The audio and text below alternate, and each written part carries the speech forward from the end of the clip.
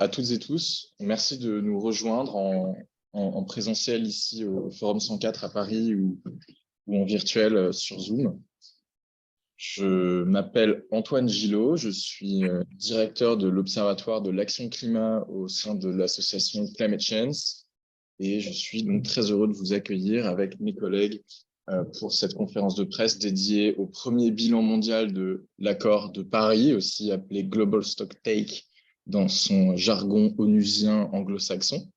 Nous allons tenter d'explorer avec vous les enjeux et les perspectives à 6 mois de la COP28 sur le Global Stocktake et tous les enjeux autour de ce qu'on appelle la redevabilité des acteurs non étatiques en particulier, mais aussi des États. Nous allons revenir sur ces concepts-là. Bonjour, on est rejoint encore en présentiel. Enchanté. Si nous sommes réunis aujourd'hui avec vous et si nous nous présentons à 4 organisations devant vous, c'est parce que nous avons commencé depuis maintenant presque 1 an. D'ailleurs, ici même, Marine nous avait réunis pour échanger sur la redevabilité. Nous souhaitions mettre en place une initiative collective coportée à plusieurs organisations afin de crédibiliser les objectifs, les plans de transition, le suivi des progrès et des réalisations des acteurs qui se sont engagés à atteindre les objectifs de l'accord de Paris à l'échelle de leur organisation ou d'y contribuer à une échelle internationale ou nationale. L'idée, c'est de faire de ce Global Stocktake un vrai moment important, marquant de l'agenda international pour le climat, dans un contexte où l'ambition a fait son œuvre, les engagements se sont démultipliés, les objectifs net zéro à horizon 2030-2050 ont été fixés par une grande diversité d'entités. Et donc, à nous tous, nous essayons de vous proposer aujourd'hui déjà de réfléchir ensemble aux enjeux donc, de ce Global Stocktake, à la manière dont nous pouvons vous aider à couvrir ce sujet dans toute sa complexité et également dans tout ce qu'il recouvre en dehors du simple champ onusien. Donc, je vais introduire simplement mes collègues et camarades.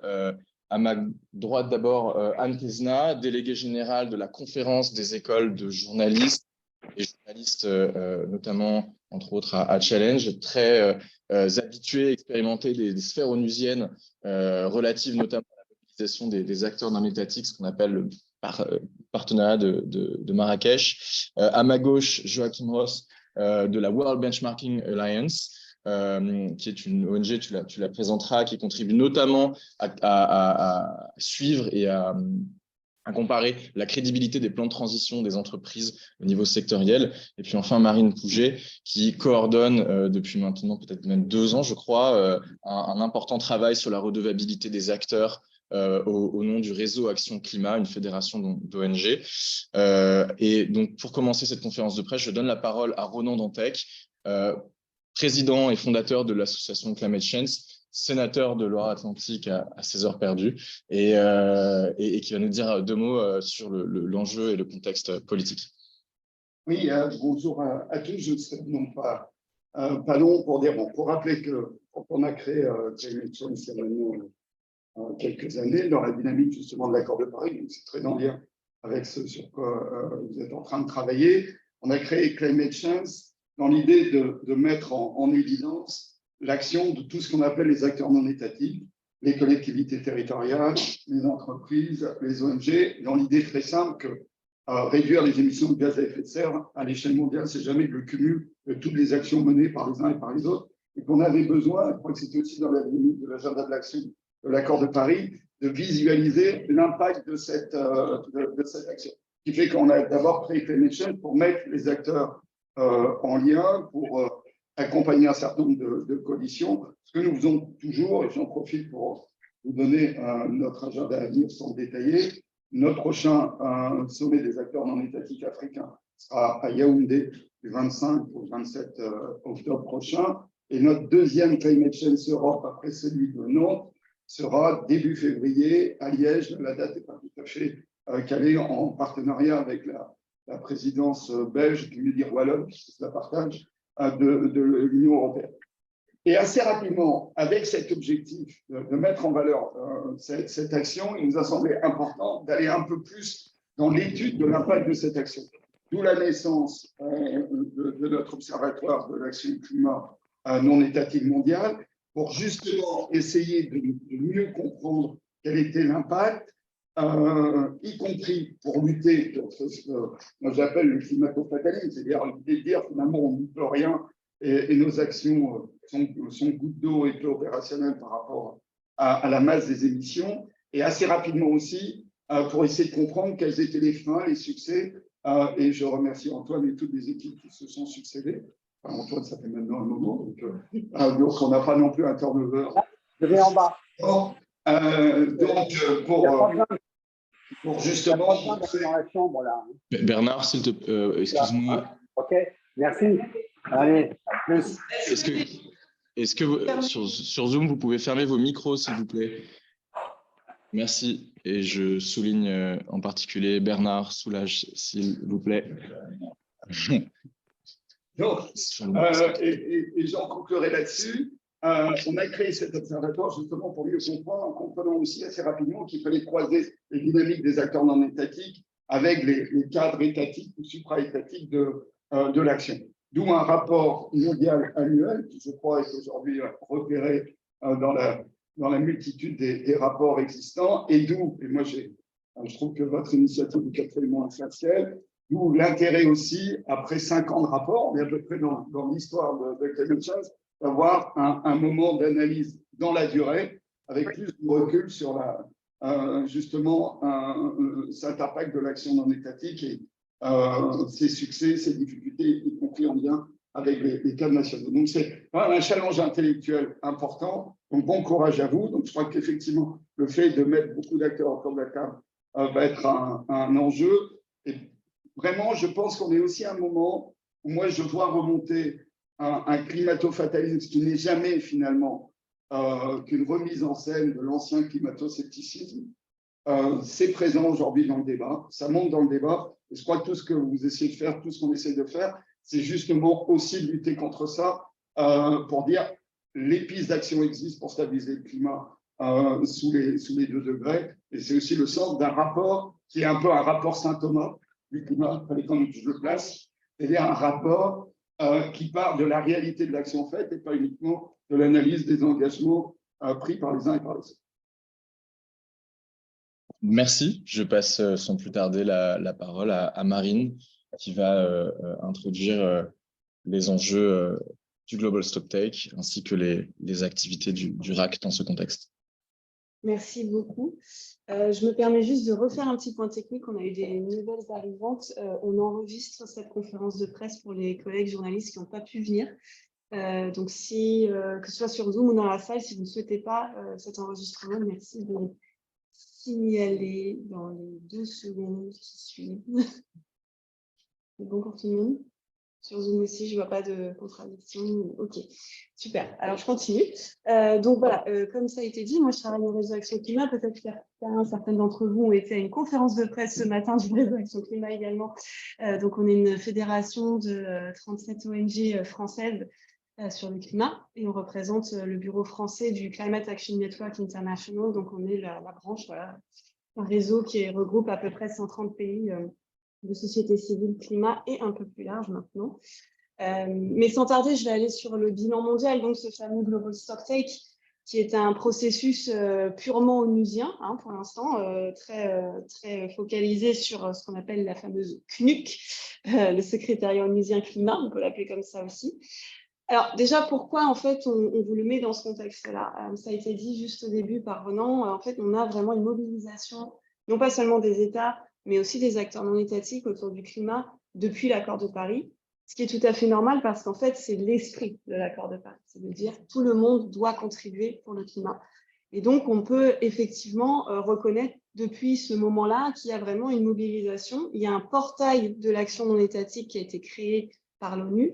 Et là, on recense à peu près 30 000 engagements d'acteurs non étatiques, avec un gros quart, c'est surtout le secteur privé, autour de 13 000. Et ensuite, on a 11 000 pour les régions et les villes notamment. Donc, c'est les 2 acteurs principaux qui s'engagent en fait dans ces espaces onusiens, puisqu'ici, c'est vrai que les COP, c'était quand même très réservé société civile, peuple autochtone et puis État. Et là, on voit qu'il y a vraiment plein d'acteurs de la société qui se rapprochent. Donc ça, c'est plutôt positif. Là où c'est un petit peu dommage, c'est que les résultats ne sont pas là, vous le savez. Là, ce qu'on nous recommande, c'est quand même de baisser nos émissions de 45% d'ici 2030. Alors bien sûr, les États sont des forces régulatrices. C'est eux qui vont mettre en place les lois pour qu'on atteigne l'objectif de l'accord de Paris. Mais il y a certains acteurs qui ont en fait un poids dans l'implémentation de cet accord et les acteurs privés en particulier en font partie. Je vous encourage, je peux aussi l'envoyer dans un petit mail récapitulatif. Il y a un rapport qui est sorti, je ne sais pas si vous connaissez l'Institut New Climate Institute en anglais, qui a sorti un rapport sur les 24 plus grandes multinationales et leur impact. Donc là, les chiffres datent de 2019, parce qu'il y a toujours 2-3 ans d'écart, le temps de calculer. Ces 24 entreprises, à elles-mêmes, elles représentent 4% des émissions de gaz à effet de serre. C'est l'équivalent de l'Afrique. Donc, en fait, l'idée, c'est quand même de dire, même si ce ne sont pas des acteurs régulatifs, ce sont des acteurs qui ont un impact sur le climat. Et pour atteindre cette fameuse réduction des 45% d'ici 2030, il faut réguler les entreprises et il faut faire en sorte qu'elles diminuent leur impact climatique. Donc là, c'est un petit peu le contexte qui fait qu'on arrive là sur une année un peu particulière où on peut faire monter ce sujet-là. Jusqu'ici, vous l'avez peut-être vu, depuis 2-3 ans, le sujet du greenwashing arrive dans le COP. À Glasgow, c'était déjà assez présent. Et là, à Sharm el-Sheikh, avec plus de 600 lobbyistes des énergies fossiles dans les salles, ça a quand même secoué un petit peu la presse et le monde là-dessus. Donc, le sujet arrive, mais là, en plus de cet intérêt médiatique et autres, on a aussi une année donc, du bilan mondial où c'est vraiment l'idée de la redevabilité, qui est un mot un peu compliqué, je trouve. En gros, on rend des comptes. C'est le mécanisme sous l'accord de Paris pour rendre des comptes. C'est-à-dire qu'au-delà du GIEC, ce n'est pas seulement dire aux États vous n'avez pas atteint vos objectifs.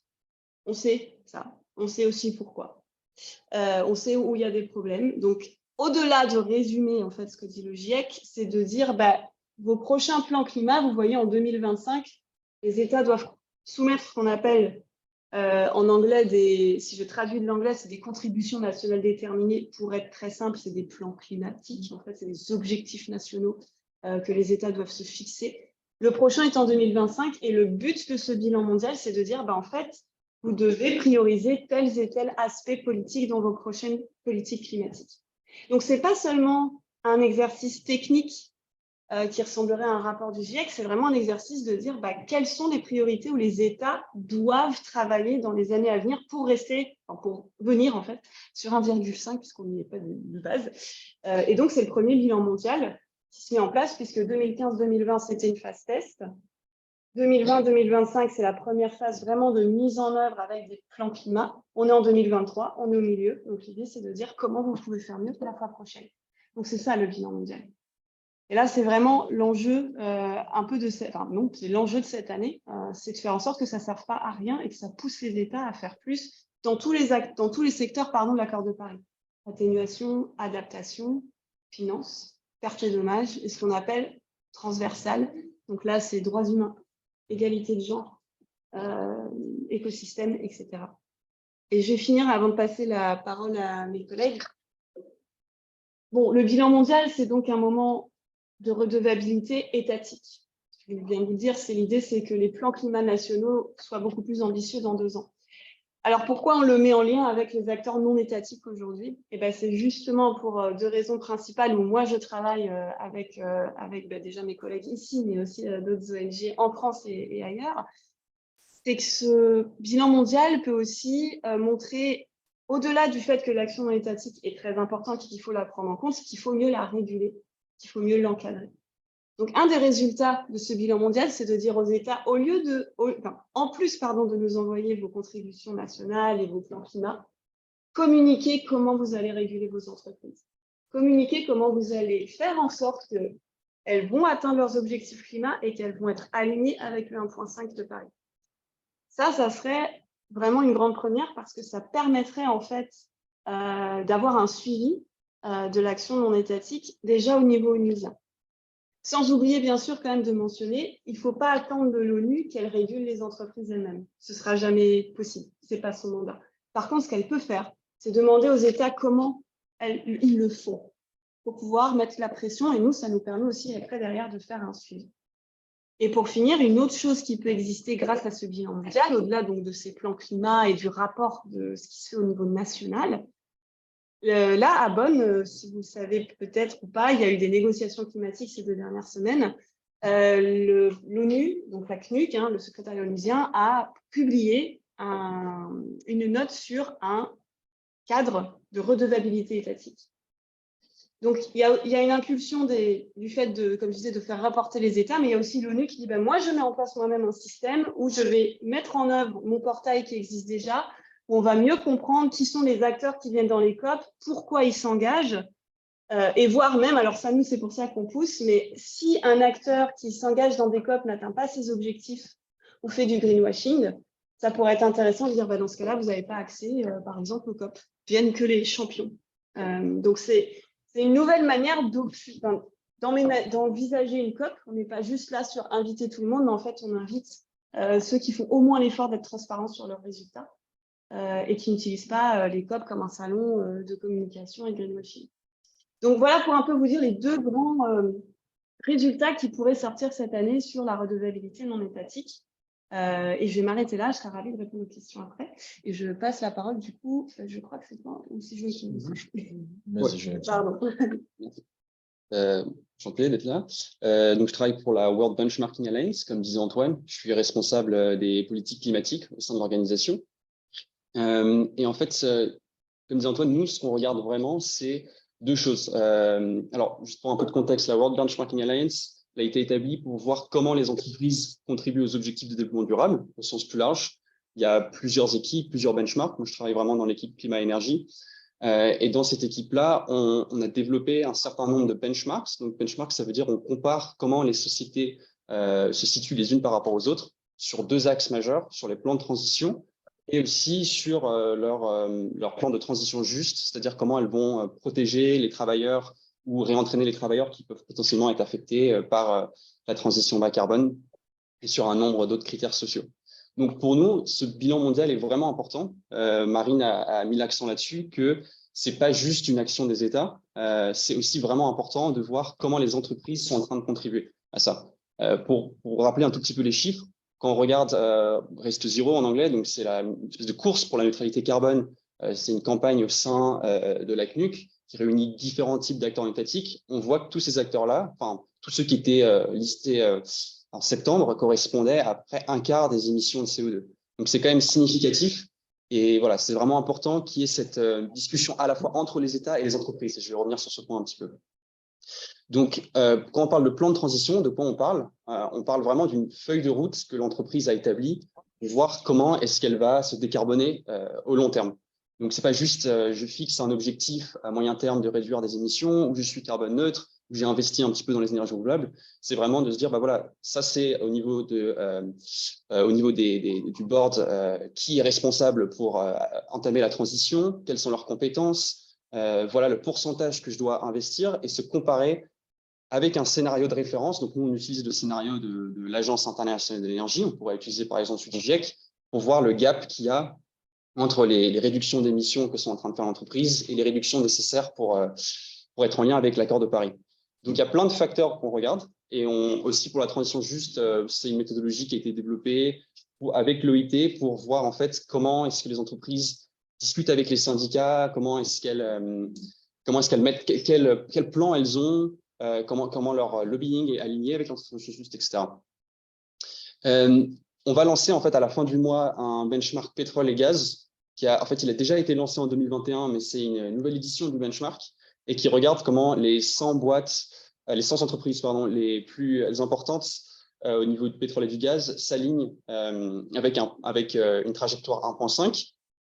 Et je pense que c'est un sujet crucial pour nous cette année. On le voit avec les assemblées générales et aussi avec la COP qui va avoir lieu aux Émirats, qu'il faut vraiment parler d'une sortie de toutes les énergies fossiles. Et je pense que pour l'instant, quand on voit les fonds internationaux qui sont mis en place ou les alliances entre des pays, il y a certaines alliances comme Le Beyond Oil and Gas Alliance en anglais, c'est une petite alliance de pays, pour l'instant des petits producteurs qui veulent sortir des énergies du pétrole et du gaz, mais c'est plutôt focalisé sur le charbon. Donc je pense que ce benchmark, par exemple, peut être utile pour pousser une action sur les énergies fossiles plus largement.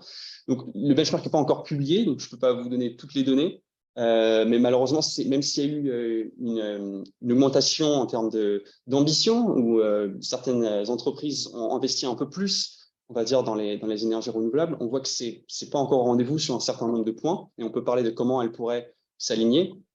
C'est par exemple le cas en termes d'investissement bas carbone.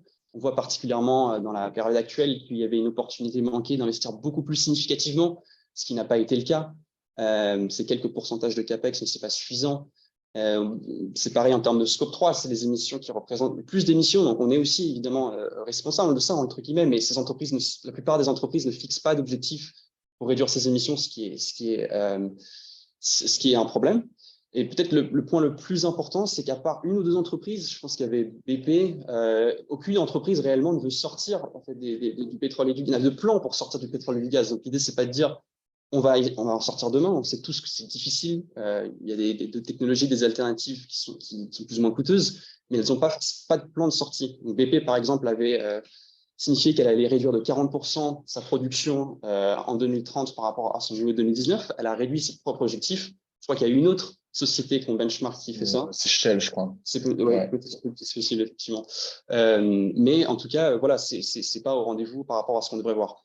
Or, il y a quelques exemples, même s'ils sont rares, de sociétés qui ont fait cette transition. C'est souvent le même exemple qu'on recite, mais c'est vrai qu'Ørsted, qui était un des pionniers dans le début des années 2000, avait mis en place sur 30 ans un plan de transition qui était ambitieux à l'époque, mais maintenant on voit que c'est un des leaders dans le domaine de l'électro-éolien, qui a aussi à l'époque contribué au réentraînement d'un certain nombre de travailleurs. Parce qu'il faut bien comprendre que les travailleurs dans le secteur du pétrole et du gaz ont des compétences qui peuvent être utilisées dans le géothermique, pour les minéraux, pour la transition énergétique, dans plein de domaines. Donc voilà, donc ça c'est le point important.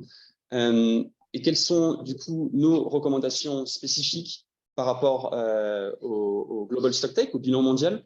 Donc le premier point, je pense, c'est que on se focalise pas mal sur les incitations, et il faut mettre un peu plus l'accent sur l'aspect réglementation. Donc, si on voit, par exemple, le plan d'industrie verte en Europe ou même aux États-Unis, il y a un certain nombre de réglementations, évidemment, mais il y a aussi beaucoup d'incitations, beaucoup d'argent public donné pour les entreprises, mais il faut aussi, en contrepartie, avoir des lois et des cadres réglementaires pour qu'elles puissent être obligées d'avoir des plans de transition et des pénalités potentiellement pour celles qui n'en développent pas. Donc, ce qui est développé, ce qui est en cours, ce qui est en discussion, qui a été voté au Parlement européen au niveau du CS3D, par exemple, et je trouve intéressant. Le CS3D. Oui, le corporate, ouais. Je l'ai fait sujet, mais je ne sais même pas ce que c'est. Corporate Sustainability Due Diligence Directive, j'arrive pas à le traduire en français, ou le devoir de vigilance en France, par exemple. Donc, on peut s'appuyer sur des lois précises qui pourraient être plus utilisées. Donc, ça, c'est le point que je voulais mettre en avant. Et Marine a mis l'accent sur les contributions nationales déterminées. Je pense que c'est un point vraiment important. Mais là, par exemple, il y aurait vraiment une opportunité de faire le pont avec quels sont les objectifs de réduction d'émissions des entreprises. Parce que sinon, il y a un risque, en fait, les entreprises disent qu'elles vont réduire tant leurs émissions. On ne sait pas si c'est aussi comptabilisé dans les réductions prévues par les pays. Et il y a un flou là-dessus qui, je pense, est vraiment problématique. Donc, il faut faire le parallèle entre les deux, et ça, c'est vraiment important. Et le dernier point que je mentionnerais, c'est l'important de la transition juste. Nous, ce qu'on voit avec nos données, c'est qu'il y a pas mal d'entreprises qui ont des plans pour créer des emplois verts, ce qui est bien, mais elles ne spécifient pas exactement forcément la qualité de ces emplois-là. On sait, par exemple, que dans le pétrole et le gaz, les salaires ont tendance à être plus élevés, et que aussi, il peut y avoir des pénibilités de travail pour certains emplois verts ou voilà, des contrats qui peuvent être précaires, etc. Donc ça, je pense qu'il y a beaucoup à faire en termes de, quand on parle de création d'emplois, de plus se focaliser sur la qualité des emplois qui sont créés. C'est vraiment important. Et on voit, c'était un chiffre, qu'il y a 1% des entreprises qui ont vraiment un plan de transition juste. Donc, c'est-à-dire qu'elles ont analysé quels seraient les travailleurs potentiellement à risque selon les démographies, qu'elles ont vraiment mis un plan, une stratégie en place sur long terme. Donc ça, c'est un point sur lequel je voulais mettre l'accent. Et je voulais juste conclure sur le fait qu'on ne fait pas tous notre travail un peu de manière séparée, mais qu'on a prévu, comme disait Marine, de collaborer cette année, notamment pour analyser plus précisément les acteurs dans la Race to Zero, donc une coalition pour arriver à la neutralité carbone pour les acteurs non étatiques, d'analyser toutes ces coalitions, puisqu'il y en a beaucoup, elles se sont multipliées, et certaines, leurs objectifs ne sont pas très clairs ou n'ont pas évolué. Donc, on essaie de voir qu'est-ce qu'elles apportent réellement à leurs membres, aux entreprises, à travers des entretiens, une analyse, une méthodologie développée par le RAC et par WA, et aussi avec du soutien aussi de Climate Chance. Donc voilà, ça c'est encore un travail qui est en cours et on va publier ce rapport au moment du sommet sur le climat annoncé par le secrétaire général de l'ONU. Donc voilà. Donc je vais peut-être conclure là-dessus, mais ravi de répondre à des questions après. Peut-être que c'est la parole. Merci Joachim. Donc je reviens également, je ne vais pas revenir sur Climate Change que Ronan a déjà présenté, simplement rappeler que à la naissance de l'Observatoire, il y avait cette idée que les décideurs publics et privés ont besoin, pour réussir la transition, pour faire réussir la transition et parvenir à respecter nos engagements internationaux, ces décideurs n'ont pas seulement besoin de projections, de scénarios, de formuler des engagements, de regarder dans le futur, d'avoir des modèles. On aime bien inciter les acteurs en leur présentant des modèles, mais on a aussi besoin de données tangibles, factuelles, historiques, pour essayer de comprendre d'où on vient, qu'est-ce qui fonctionne, qu'est-ce qui a délivré des résultats en termes de réduction des émissions de gaz à effet de serre, en termes d'adaptation au changement climatique, bien sûr, de transition juste également, et donc de tous les sujets connexes qui entourent la transition. Et c'est avec cet esprit-là en fait, que Climate Change entre dans cette année 2023 avec le Global Stocktake en tête et l'idée d'aller pousser les acteurs à renforcer un peu cette redevabilité. Parce que nous, finalement, notre travail, c'est de prendre les données disponibles, de les analyser, et si les données sont mauvaises, ben, on ne peut rien en tirer. Donc, on a besoin que les acteurs non étatiques, que ce soit des villes, que ce soit des entreprises, délivrent des données qui soient crédibles, compréhensibles, comparables, agrégeables, alors là, je rêve peut-être, mais juste pour souligner, par exemple, ne serait-ce qu'en France, vous avez peut-être vu passer ce papier du Monde en mars, qui était co-signé, je crois, par l'ADEME. En fait, c'est une analyse du bilan obligatoire mis en place par la loi Grenelle II en 2012 pour les collectivités, les entreprises. Et aujourd'hui, ce qu'on a pu remarquer en 2021, et c'est l'analyse de l'ADEME, 82% des collectivités n'ont pas rendu leur bilan carbone obligatoire en 2021, 57% des entreprises ne l'ont pas fait non plus. Donc, on n'en est même pas au degré minimum de transparence nécessaire pour comprendre ne serait-ce que d'où l'on vient et à partir de quelle base on planifie nos plans de transition. Donc, c'est à partir de cette idée-là que Climate Change, dans son bilan mondial de l'action climat, essaye de voir où les données pêchent et où est-ce qu'on peut les améliorer et comment les transformer dans des récits mobilisateurs pour les décideurs des territoires. Alors, le Global Stocktake, ce bilan mondial qui arrive là à la fin de l'année au moment de la COP28, Marine l'a présenté, c'est un processus institutionnel onusien qui a donc ses limites, c'est-à-dire qu'il est déjà conduit par les États, conduit par les parties signataires de l'accord de Paris. Il vise à souligner les opportunités, les challenges et aussi tirer les leçons de cette évaluation des progrès collectifs. Donc, on ne va pas pointer un État ou un autre, on est vraiment dans un exercice d'évaluation un peu global. Et donc, on va rester dans quelque chose de très effectivement incitatif pour les parties parce que c'est l'esprit de concorde de l'accord de Paris. On fixe des objectifs communs et chacun contribue à la hauteur de son ambition volontaire. En parallèle de ça, il y a toute une actualité qui se déroule sur le plan de la redevabilité des entreprises. Au niveau européen, avec la mise en place de la directive sur la responsabilité sociale des entreprises, qui, si vous avez suivi récemment, commence à être détricoté par la Commission européenne par rapport à son ambition initiale. Vous avez également la Securities and Exchange Commission aux États-Unis, le régulateur financier américain qui a proposé ce que les entreprises dévoilent obligatoirement au-delà d'un certain seuil de chiffre d'affaires leurs émissions de scope 1, 2, 3. Donc, on est dans un exercice de transparence. Et puis, on a l'ISSB, piloté par Emmanuel Faber, ex-Danone, qui est là une initiative privée, qui n'est pas une initiative d'État, qui vise là aussi à proposer un nouveau standard pour réguler la façon dont les entreprises rendent compte, dévoilent leurs données sur le climat. Donc, on a une constellation comme ça d'initiatives publiques et privées qui sont d'un niveau d'ambition extrêmement différent.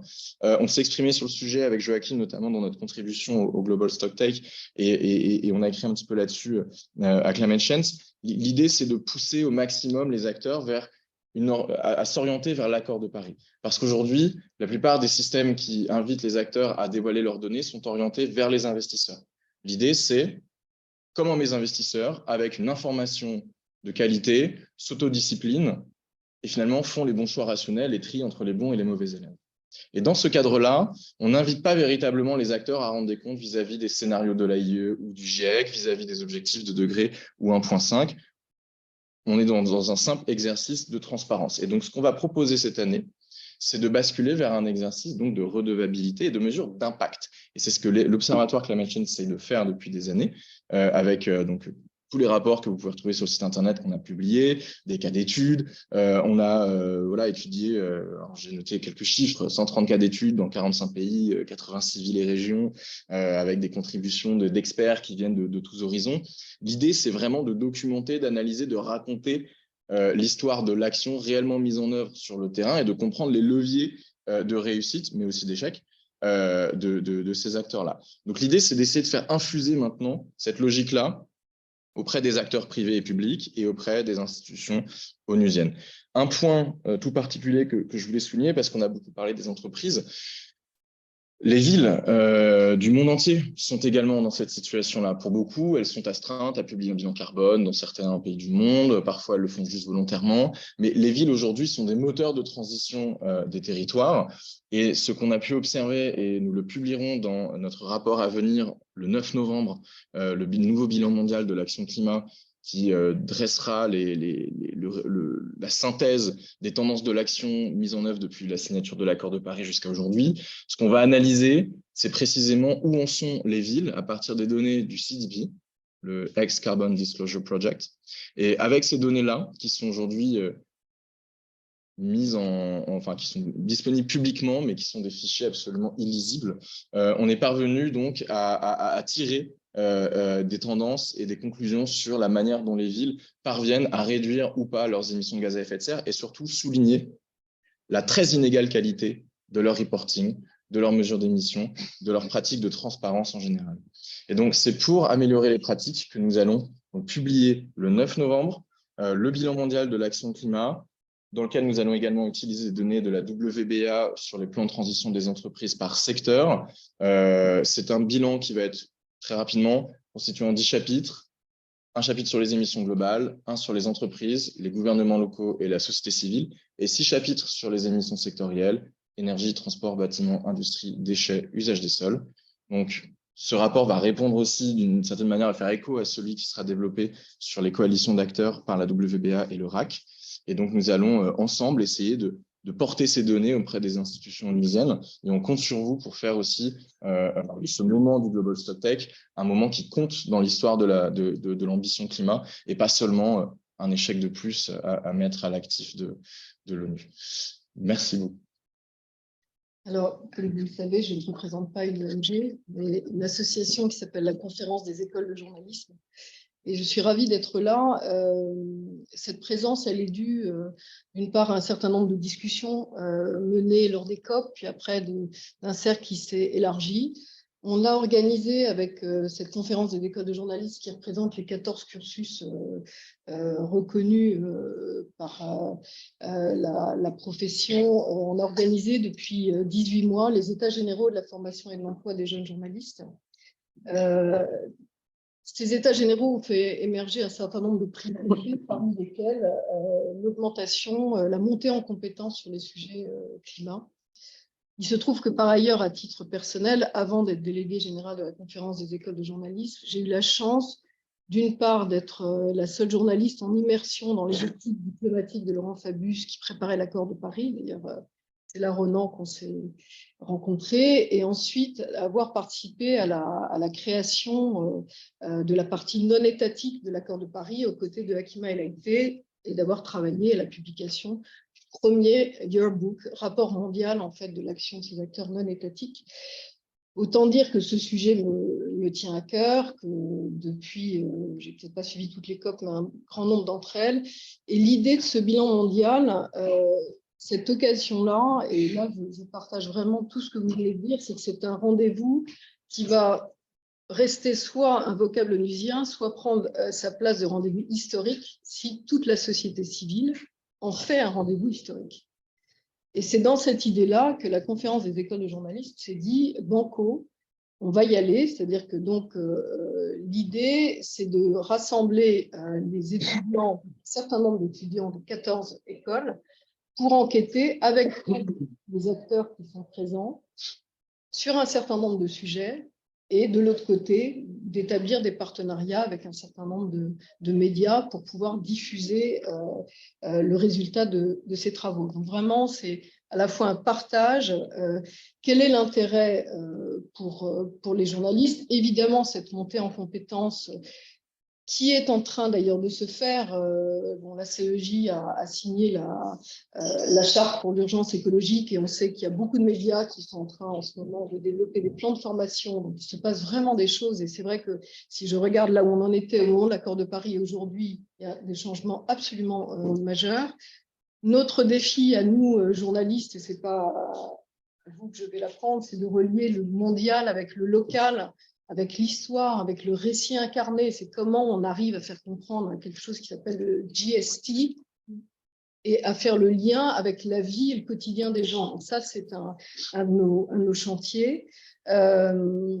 Il y a également un point qui semble très important, c'est que ce sujet qui, toutes les enquêtes le montrent, est considéré comme de plus en plus important dans l'esprit des Français, ne rencontre pas en termes médias l'audience correspondante. Donc, à travers cette démarche autour du bilan mondial, on veut rentrer dans un esprit de recherche-action, aussi sur les modalités pour faire émerger l'audience. Donc, on s'autorisera à aller chercher des types de traitements médias innovants. Et l'idée, en tout cas, c'est de produire quelque chose, mais on reviendra après sur les publications des uns et des autres, en amont de la COP, qui sera le résultat de ce travail produit par les 14 cursus. Il y a 2 niveaux d'intervention dans notre démarche. Un socle commun à toutes les écoles qui vont mobiliser 3 étudiants volontaires dès la rentrée pour remettre un certain nombre d'enquêtes liées au bilan mondial. Et ensuite, chaque école va définir finalement ce qui l'intéresse le plus. Certaines écoles ont un accent plus scientifique, d'autres sont sur le data journalisme, certaines envisagent de faire des podcasts, d'autres sont sur l'OSINT et le travail sur les données. Donc, à ce stade, on est en train de collecter en fait les choix des 14 écoles pour proportionner aussi le travail qui va être fait à partir de la rentrée. Et nous sommes en discussion avec des partenaires médias pour pouvoir donner un écho à ce travail fait par les étudiants.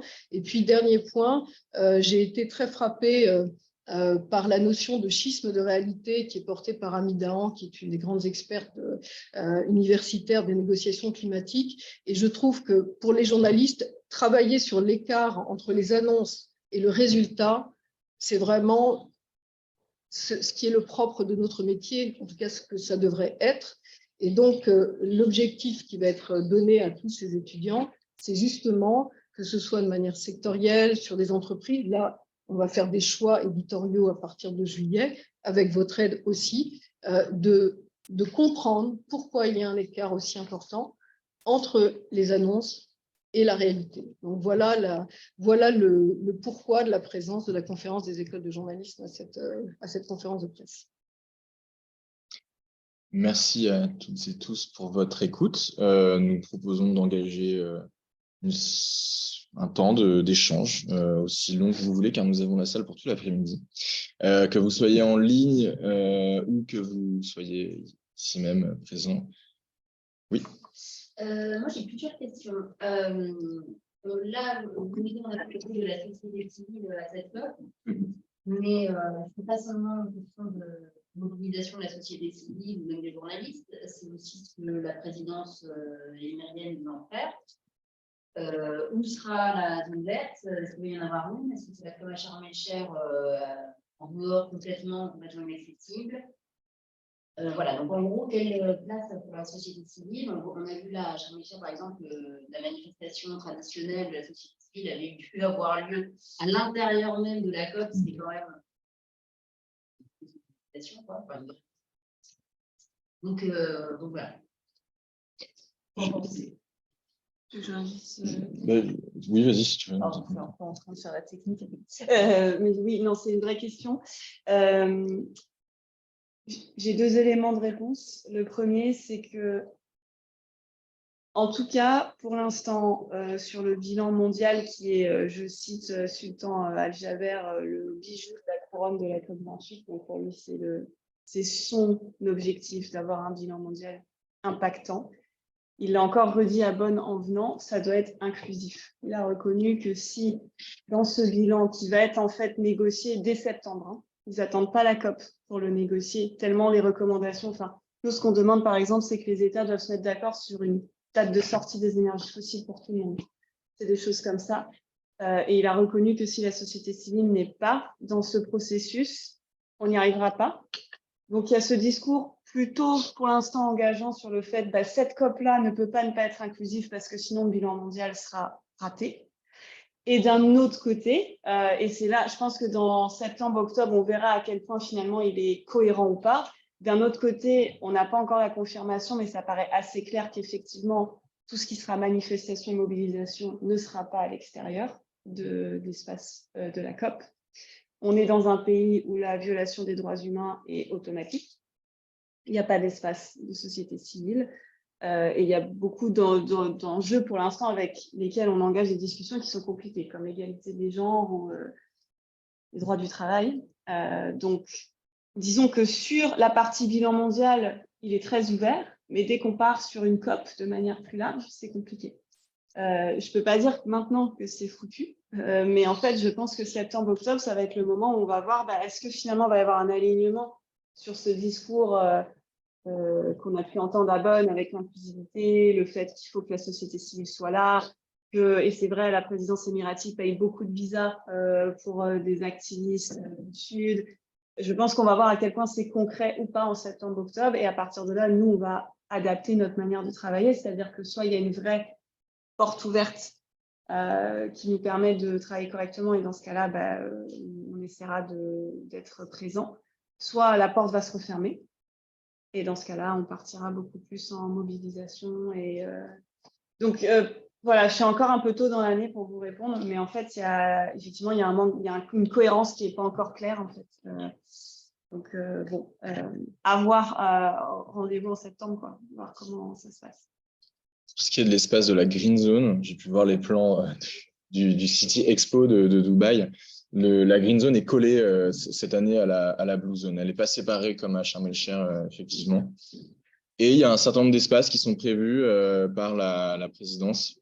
Un truc qui s'appelle le Share Presentation Hub, qui doit être un espace où n'importe qui peut venir un peu s'exprimer. Enfin, c'est programmé évidemment à l'avance, mais c'est des salles ouvertes. Donc, c'est indépendant des pavillons aussi des uns des autres. Donc, bon, voilà, il y a des petites choses comme ça. Et peut-être, pour compléter, peut-on dire un mot sur ce qui est attendu du Global Stocktake en termes de livrables, parce que ça a été défini aussi ça dans les règles. Il y a 3 éléments, sans forcément rentrer dans les détails, mais tu as une déclaration, tu as une décision et des annexes. Et Marine, tu es peut-être mieux qu'avec moi sur les enjeux politiques autour de ces 3 documents. Oui, c'est vrai. Et c'est vrai qu'à Bonn, ça a été un peu clarifié, notamment la position de la présidence aussi a été clarifiée. Là, on rentre vraiment dans du technique de négociation. Hein, mais ce qui est vraiment le plus important, c'est ce qu'on appelle le texte de décision. Donc, en fait, c'est un texte négocié qui va être compris sous l'accord de Paris. Donc, lui, c'est celui qui est le plus fort. C'est celui qui, en fait, il est au même niveau que l'accord de Paris, c'est-à-dire qu'il est censé être pris en compte. Et si, par exemple, les États ont ratifié l'accord de Paris, ils doivent prendre en compte ce texte-là dans leurs lois, etc. On reste sur du l'onusien, donc il n'y a pas de sanctions législatives ou internationales, mais en tout cas, c'est compris comme ça. Ce texte de décision, c'est celui où il y aura les 5 à 10 priorités pour les prochains plans climat à prendre en compte par les États. Et c'est là que la présidence émiratie, pour l'instant, a mis sa priorité, ce qui pour nous est plutôt bon signe parce que, comme je disais, c'est celui qui est le plus fort en termes d'impact politique. La déclaration, elle est en discussion, mais elle n'est pas sûre. Elle est ouverte justement au monde extérieur. C'est-à-dire que vous n'auriez pas que les États qui s'engageraient sur des priorités à prendre en compte pour les 2-3 années à venir, mais aussi, par exemple, des villes, des entreprises. Les Émiratis sont plutôt ouverts, mais il y a beaucoup de pays, notamment en développement, qui disent oui, mais d'abord, on veut un texte fort de décision. Parce que d'abord, on veut être sûr que les États s'engagent fortement pour le bilan mondial Et ensuite, si on peut faire quelque chose qui est plus vers l'extérieur, mais qui est moins contraignant, pourquoi pas?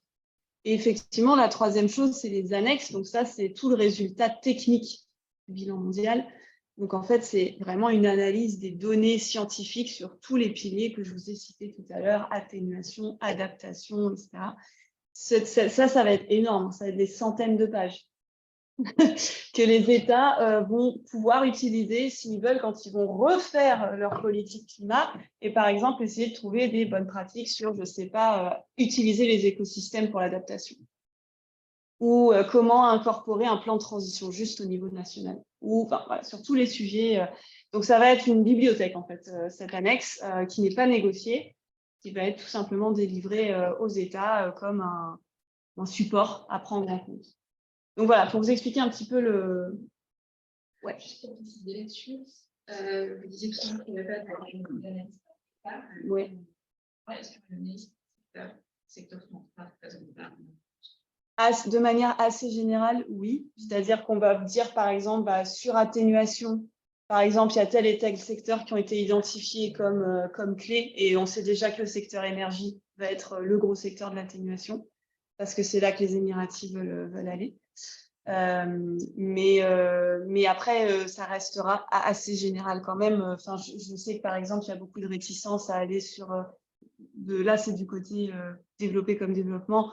Il y a certaines ONG qui ont fait monter des secteurs, notamment les transports, la santé, des secteurs que, bon, on ne parle pas du tout en général dans les COP. Là, pour l'instant, c'est un peu en mode, oui, ça sera sous atténuation un peu diluée, quoi. Donc, selon les secteurs, il y en aura qui seront très mis en lumière et il y en aura qui vont un peu plus passer à la fin.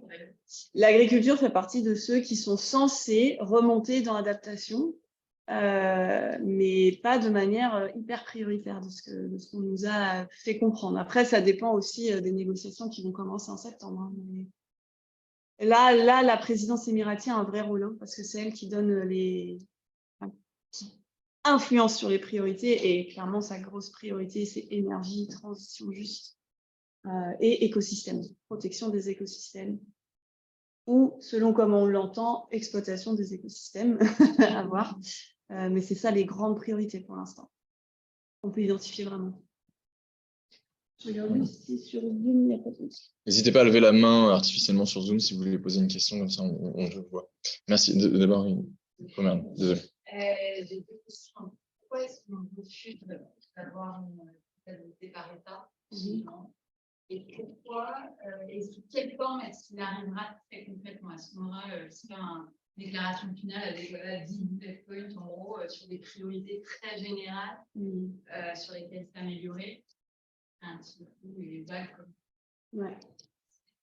En fait, sur l'esprit de l'accord de Paris, parce que c'est ça qui prévaut. Vous vous souvenez que le protocole de Kyoto avait imposé des objectifs par le haut et assigné en quelque sorte des responsabilités aux États, au prorata de ce qu'ils représentaient dans les émissions. C'est ce qu'a fait l'échec du protocole de Kyoto et ce qui a fait aussi qu'un certain nombre d'États très importants ne l'ont pas signé. La force de l'accord de Paris, et ça, Anne, tu as dû le suivre dans les équipes de Laurent Fabius, c'est que l'équipe française a ouvert son bureau et chacun, en fait, l'idée, c'était que chacun vienne porter ses priorités et contribuer volontairement à un objectif global fixé, qui est celui de 2 degrés ou 1,5 hein, pour ce qui est de l'atténuation. Et donc, la réussite de l'accord de Paris, c'est précisément d'avoir fait ce truc bottom-up, où chacun contribue volontairement à la hauteur de ses moyens. Et après, c'est le rôle de la société civile, en l'occurrence, hein, d'aller voir si c'est aligné ou pas avec les scénarios de transition, si c'est aligné ou pas avec les objectifs, et si les plans de transition sont crédibles et tout ça. Donc, c'est pour ça qu'aujourd'hui, dans le Global Stocktake, on ne va pas aller taper sur les étapes, parce que l'objectif, c'est de préserver le plus petit dénominateur commun, qui est cet objectif 1,5 degrés, en se disant chacun contribue à la hauteur, et nous, on encourage, on pousse, on incite, on fait tout ce qu'on peut, mais à aucun moment on ne mettra un État, en tout cas a priori, sauf incident diplomatique majeur, à aucun moment l'ONU ne mettra un État face à ces contradictions et dira non, là, c'est pas possible, vous n'y êtes pas. Le texte va être bien. Le texte peut dire, par exemple, au plus ambitieux, ça peut être les États sont d'accord pour traiter de la sortie des énergies fossiles dans leur prochain plan climat en mettant une date de sortie de toutes les énergies fossiles au niveau national. Ça ne pourra pas aller plus loin que ça, effectivement. Ou alors ça va être les États s'engagent à respecter un objectif commun d'expansion des énergies renouvelables de tant de gigawatts jusqu'à 2030 au niveau national. Et en fait, ça ne peut pas aller plus loin parce qu'effectivement, en fait, les règles du bilan mondial ont été discutées à Katowice. C'est les États qui ont le mandat de les décider et c'est eux qui ont dit on fait du collectif, on ne fait pas du fingers pointing. Ça, l'EU ne peut pas contredire. Donc, ça reste dans les limites du mandat qu'on lui a donné. Par son rigueur, on a un texte à Glasgow. Ça peut, voilà. Alors, au pire, ça va ressembler à un texte où effectivement, il y aura 3 paragraphes vagues. Et ça serait le pire. Donc, c'est vrai que là, nous, en tant que société civile, on commence déjà à envoyer, nous, le texte qu'on voit, en fait, avec sortie des énergies fossiles, combien de milliards on veut sur l'adaptation, combien de milliards on veut sur, etc., etc. On leur envoie. Et eux, à partir de septembre, ils vont discuter de ça, en fait. Et ce qui est intéressant, c'est pour ça que pour l'instant, on est évidemment méfiant, mais quand même relativement optimiste parce que nous, quand on a ces discussions avec la présidence émirati, ils ne sont pas complètement choqués par le texte qu'on envoie, par exemple. C'est-à-dire qu'on leur dit, en fait, il y a une vraie pression. Ils nous l'ont dit clairement. Ils veulent une COP aussi incroyable que la COP de Paris. Parce que c'est ce bilan-là qui fait qu'on arrive 8 ans après. Donc, on leur dit, si vous voulez que les médias et que nous, la société civile, on applaudisse votre COP, il faut que ce soit ce texte-là qui sort, pas en dessous. Et ça ne veut pas dire qu'ils vont le faire, mais il y a une ouverture, en tout cas, à la discussion, parce qu'ils ont bien conscience que les attentes sont très hautes et qu'il faut qu'ils essayent de trouver un moyen de sortir effectivement un texte qui ne sera pas comme Glasgow. Donc, je ne dis pas que ça va marcher, mais nous, on utilise cet intérêt qu'il y a pas forcément chez toutes les présidences. Il n'y avait pas avec la présidence polonaise, par exemple, alors Katowice, c'était hyper important comme COP. C'est dommage. Voyons si on arrive à en ressortir quelque chose malgré ces 1000 contradictions et enjeux de droits humains notamment. Donc, bon, je ne vais pas vous vendre du rêve, mais disons qu'il y a un petit espoir. Il faut qu'il y ait quelque chose. Ça dit simplement l'importance, parce que là, on peut en témoigner. Un document onusien, c'est un document de consensus entre les États. Donc, jamais on aura un document onusien qui dira eux, ils sont bons, eux, ils sont mauvais. Ça n'existe pas. Dans le cadre onusien, d'où l'enjeu, c'est aussi pour ça qu'on a créé l'Observatoire, d'avoir une approche qu'on qualifie de clinique avec les 800 chercheurs associés à l'Observatoire Climate Change, à peu près. Il y avait des réseaux autour, mais c'est effectivement d'essayer d'avoir une approche sur les résultats, en essayant de comprendre ce qui se passe, qui soit dégagé du moment où les États vont trouver un compromis dans les rédactions. Et je pense qu'effectivement, sur le Global Stocktake, d'avoir en contrepoint de ce qu'on va en sortir les États, une approche de ce qui s'est passé depuis l'accord de Paris, qui soit dégagée de tout politiquement correct, mais aussi de tout a priori politique. On peut aller dans d'autres a priori politiques aussi, y compris pour rester dans une autre forme de politiquement correct, ça existe aussi. Je crois que c'est un gros enjeu et effectivement, que derrière, ce que disait Anne, on puisse travailler pour un impact plus grand de ce travail-là avec l'ensemble du monde médiatique, c'est un vrai enjeu. Du coup, moi, j'avais une petite question de savoir si sur la redevabilité des entreprises chinoises, indiennes, ou par exemple du bâtiment turc, l'explosion des émissions turques est quand même aussi un élément qu'on a pu constater au hasard de beaucoup d'autres. Si vous arrivez aussi à avoir des données qui vous permettent d'amener ces entreprises-là, qui ne sont pas dans les mêmes rapports de force et jeux politiques que les entreprises occidentales, vers la redevabilité. Ouais, bonne question. Alors, l'un des problèmes, c'est qu'il y a un certain nombre de ces entreprises, il n'y a pas accès en fait, à ces données. Donc, du coup, on peut pas vérifier leur redevabilité si on n'a pas accès à ces données. Je pense qu'on voit plutôt dans le secteur électrique, il y a un certain nombre d'entreprises qui investissent plus dans les renouvelables, il n'y a plus cette transition-là. Au niveau du bâtiment, je pense qu'on n'est clairement pas au rendez-vous et c'est aussi lié au type de chaîne de valeur en fait. Et en fait, qu'il n'y a pas mal de sous-traitants, que c'est très compliqué qui doit dévoiler telles émissions par rapport à d'autres. Donc là, je pense que c'est un problème plus global que juste un problème au niveau d'un pays ou d'un autre. Donc oui, voilà, je dirais que c'est compliqué en termes aussi des données qui sont dévoilées et sous quelle forme. Après, nous, on a plus mandat à essayer de faire du plaidoyer un peu plus au niveau international plutôt que spécifiquement voilà, se baser sur les acteurs au niveau de la Chine ou au niveau d'un autre pays. Mais c'est effectivement une question importante et j'ai pas tous les éléments de réponse. Mais, ouais.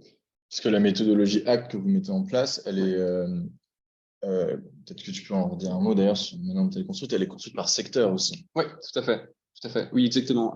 Donc, en fait, c'est par secteur, on va regarder comment les entreprises dans ce secteur-là se positionnent par rapport voilà, à un scénario bas carbone, mais qui est spécifique au secteur. Et les indicateurs qui sont développés vont… on a une coefficient pour les noter qui est différent selon là où se situe le plus d'émissions dans chaque secteur.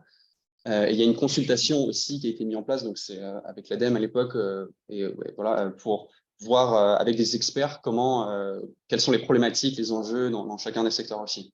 Donc oui. Y a-t-il d'autres questions? Oui. Les participants à la COP ont une obligation de déclarer ses liens d'intérêt. Qu'est-ce que vous pensez de cette initiative pour la première fois? Est-ce que ça peut éviter justement de voir un poids de début trop fort, quoi? Moi, je sais que, en tout cas, nous, on est en discussion avec le secrétariat là-dessus, parce qu'on n'a pas encore très bien compris quelles sont les demandes exactes, enfin, qui doit répondre à quoi, etc. Est-ce qu'on fait une différence entre une ONG qui vient, une entreprise, une ville, une université? Donc, on n'a pas encore de position très claire parce que ça nous a été envoyé sans expliquer pour l'instant. En tout cas, ce qui est sûr, c'est qu'on demande à ce que l'ONU mette en place une vraie politique anti-conflit d'intérêts. Donc ça, c'est un début. C'est intéressant parce qu'on ne s'attendait pas à ce qu'ils répondent aussi vite. Après, ça reste encore très flou. Et aussi, quand on a posé la question à la présidence à Bonn, ils n'avaient pas vraiment de réponse. Enfin, nous, il faut que ce soit soutenu pas seulement par le secrétariat, mais par les États qui organisent la COP, en fait, hein, sinon ça ne suffit pas. Et les Émiratis n'avaient pas l'air vraiment au courant de ça. Donc, j'ai l'impression que ça vient juste de sortir et que ce n'est pas encore très clair sur comment ça va être mis en place. Bon, en tout cas, un début, donc intéressant, mais on attend de voir à quel point ça va être développé, mis en place, comment les gens doivent y répondre. Et est-ce que, en fait, au-delà d'être transparent, est-ce que ça conditionne la participation? C'est là que ça nous intéresserait, en fait, parce que une politique anti-conflit d'intérêts, c'est pas juste une politique de transparence, c'est une politique de dire, bah non, il y a conflit d'intérêts, donc en fait, vous ne pouvez pas avoir accès aux salles de la même manière. Ça veut dire, par exemple, que les Émirats n'auraient même pas le droit de participer à la COP. Alors oui, sauf que déjà, si on pouvait éviter que, par exemple, les pays pétroliers donnent des badges roses à des représentants de l'entreprise, ça serait déjà pas mal. Ça ne réglerait pas tout le problème. Mais on ne peut pas empêcher une entreprise pétrolière de venir à une COP concrètement, vous avez raison. Pourquoi? Enfin, voilà. Mais par contre, on peut l'empêcher d'être un négociateur. Ce qui est compliqué dans certains pays où je sais que la ligne est très, très fine. Et là, dans cette COP-là, c'est évident. Mais en tout cas, déjà, mieux faire une politique meilleure des badges, ça aiderait quand même pas mal. Parce qu'il y a aussi des pays occidentaux comme le Canada qui donnent des badges roses à leurs entreprises de gaz, etc. Donc, ce n'est pas juste les pays pétroliers, c'est la plupart des pays polluants en fait, qui ont cette pratique-là. Donc, ça peut être largement limité déjà dans un premier temps. Oui, les États-Unis aussi font ça. Y a-t-il d'autres questions que ce soit sur la COP, sur les programmes respectifs de chacun, de comment est-ce qu'on peut aussi nous vous aider ou fournir des analyses, de la contribution? Sachant que vous aurez un petit mail recap avec les dates des sorties, les rapports qui arrivent. Et voilà, tout n'est pas perdu. Donc, un enregistrement aussi.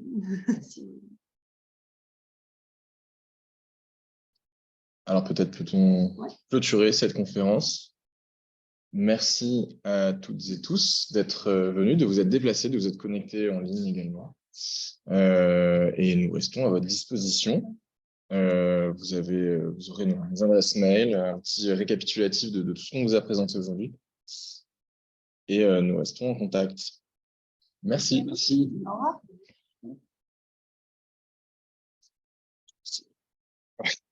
Merci.